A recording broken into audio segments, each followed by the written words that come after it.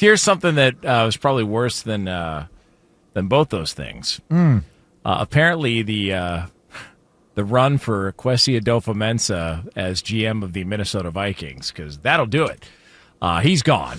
He is no longer employed by the team, a move that was made on Friday. I don't know if this is some sort of a Friday news dump or whatnot, but kind of surprising considering the timing. And he is done. That's a wrap. And, of course, the conversation becomes how much of the Sam Darnold run to the Super Bowl and their decision to want to stick with J.J. McCarthy as opposed to bringing back Sam Darnold had to do with this.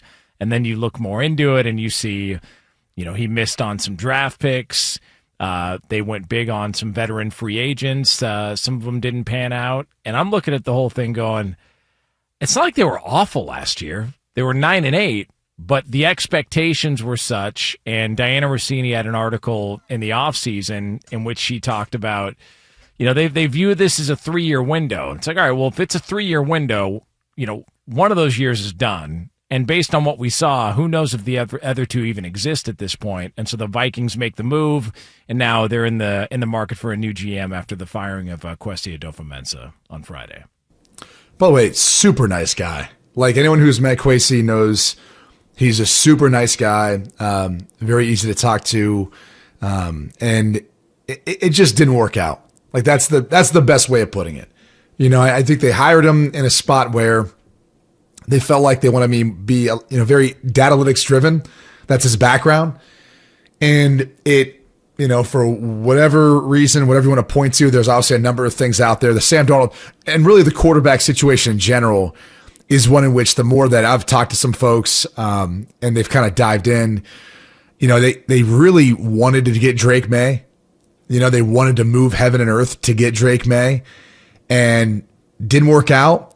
And so they ended up with J.J. McCarthy, who's a good player or can be, but I think they knew he was going to need some time to development, and that hasn't gone exactly the way they had hoped. And obviously injuries have played a bit of a role or portion of that. And then you talk about some of the other decisions too.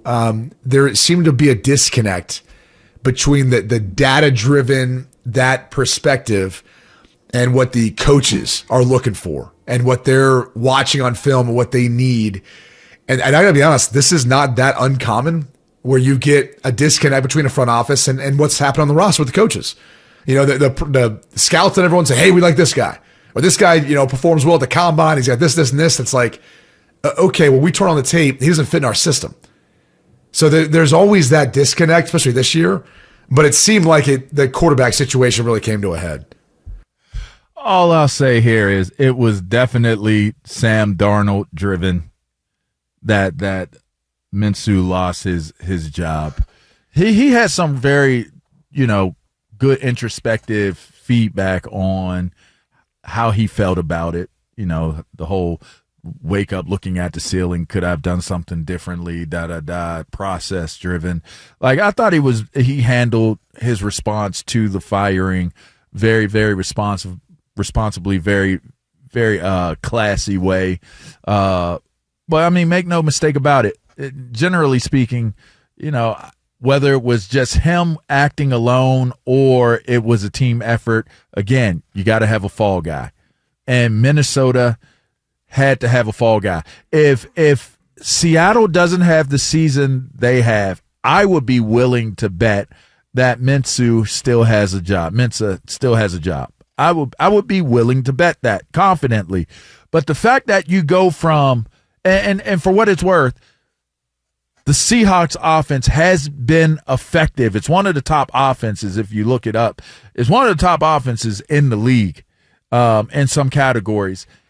And you look at how far back the Vikings went this year. And, okay, J.J. McCarthy goes out with an injury, but he wasn't really, like, setting the world on fire. This is one of, I think it was Jefferson's worst year as a pro thus far. You can't, if you take the correlation of why did Minnesota go backwards, even though they fizzled out last year with Sam Darnold at the helm, why did they go so far backwards from last year to this year?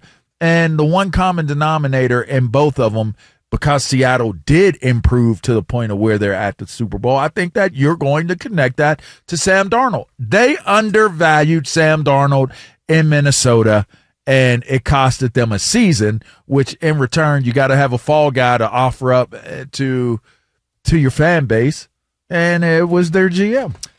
So you mentioned Justin Jefferson. He was talking with USA Today about the quarterback situation and what could have been, and it sounded like this. Does a part of you feel like, hey, if you ran it back one more year, maybe that could have been you?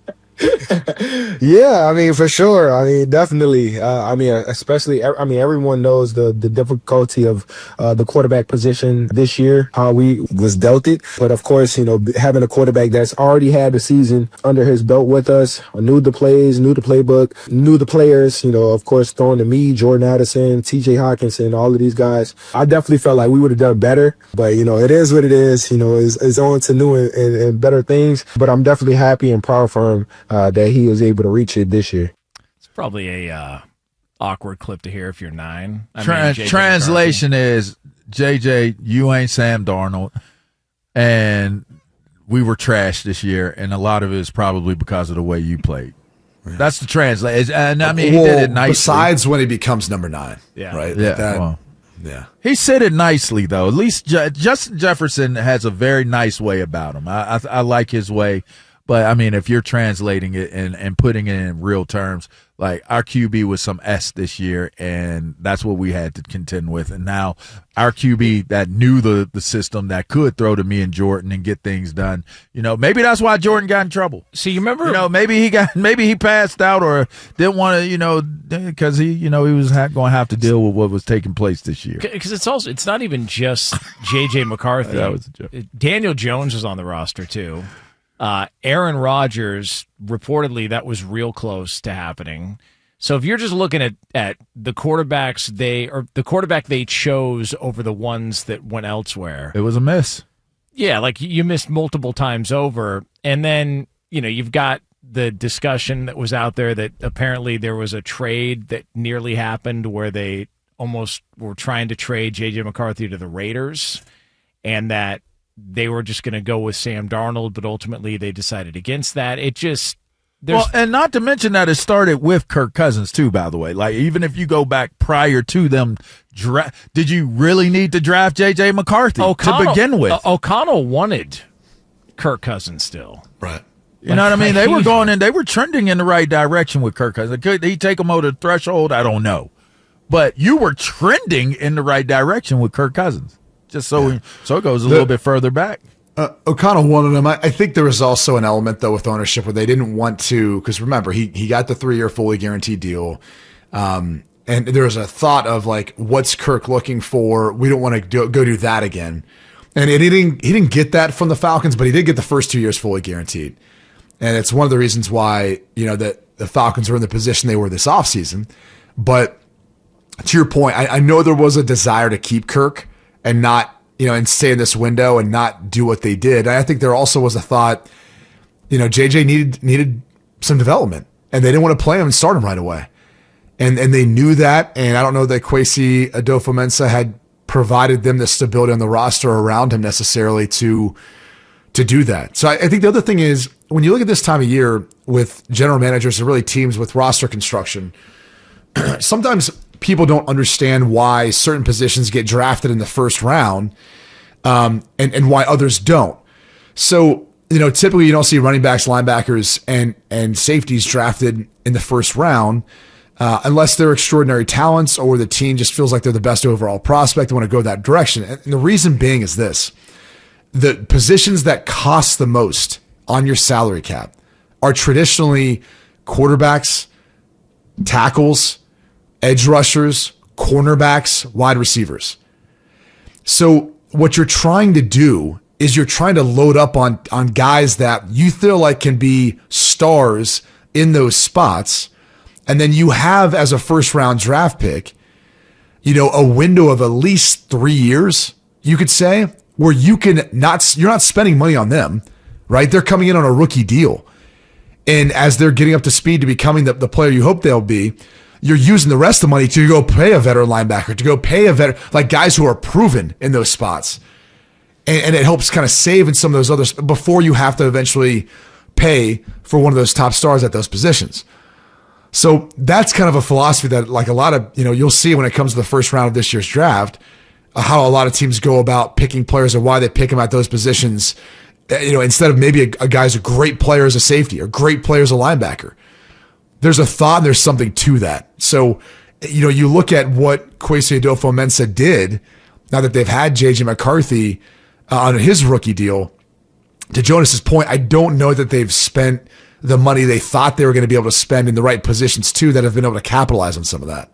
It does feel like there's a bit of a smear campaign that went on. The Athletic reported that, apparently he took a paternity leave for 2 weeks, and that reportedly it left, people around the league in disbelief that he would dare do that he would take off for 2 weeks following the birth of his child. And it's like, why is any of that even a part of the conversation? Well, it's during training camp. The guy's gone. Okay, he's gone. He missed on some picks. He missed on the quarterback position. He missed multiple times over. Him taking a paternity leave has nothing to do with the fact that J.J. McCarthy can't stay healthy. It's got nothing to do with it. Listen, man, when it goes bad, somebody's got to take the fall for it. And listen, he's made some good moves. I mean, even when he brought in like Zadarius and guys like that, Zadarius Smith, he put together like some really, really nice combinations on both sides of the ball. Defense was clicking, was going in the right direction. You had multiple weapons on the offensive side of the ball. You got a nice little offensive line thing going.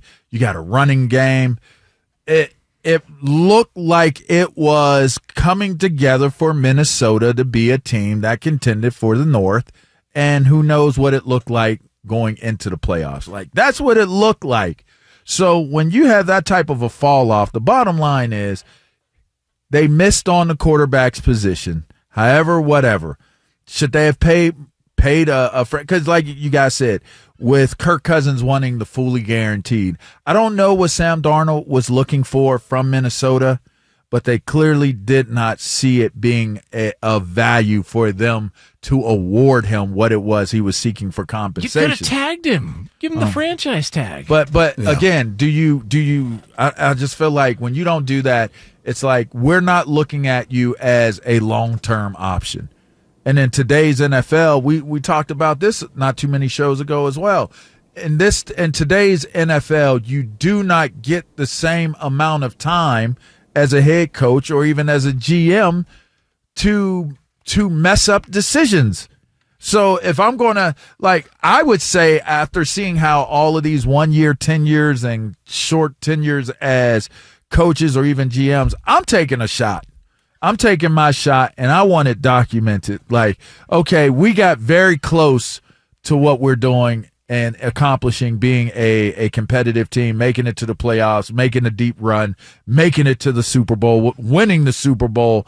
I'm going to really, really hedge my bets. If it's something that is going well, we got to find a way to keep the guy.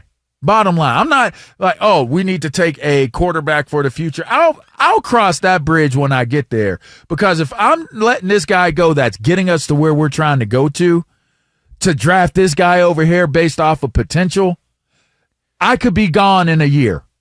I could be, as a head coach, as a GM, I could be gone in the next instant. Why would I bet all the way out? I'll cross that bridge when I get there, because ownership is making those same decisions on how we maintain our jobs. If we're winning, I'm keeping the people together that's getting us wins. But then you go back to a team like Kansas City, who had Alex Smith. They were going to the playoffs, and they were decently successful, and they had Patrick Mahomes, who was a bit of an unknown. They took the approach of, we're going to trade Alex Smith, and we're going to go with this young guy, and it paid off.